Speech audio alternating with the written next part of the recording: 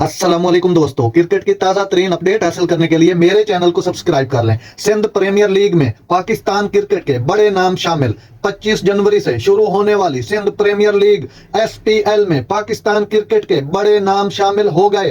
Pakistan cricket team के साबिक कप्तान शाहिद अफरीदी टीम नजीराबाद का हिस्सा बन गए, जबकि स्विंग के सुल्तान वसीम अकरम हैदराबाद बहादुर के सदर और मिसबाउल हक हेड कोच होंगे। सिंध प्रीमियर लीग की टीम मीरपुर खास टाइगर ने साबिक कप्तान मोइन खान को हेड कोच मुकर्रर कर दिया है, जबकि फास्ट बॉलर शुएब अख्तर को टीम का ब्रांड एम्बेसडर नामजद किया गया है। कौमी टीम के फास्ट बॉलर शाहनवाज दानी लाड़काना चैलेंजर्स और शर्जील खान सक्कर पेट्रियान्स के से खेलेंगे।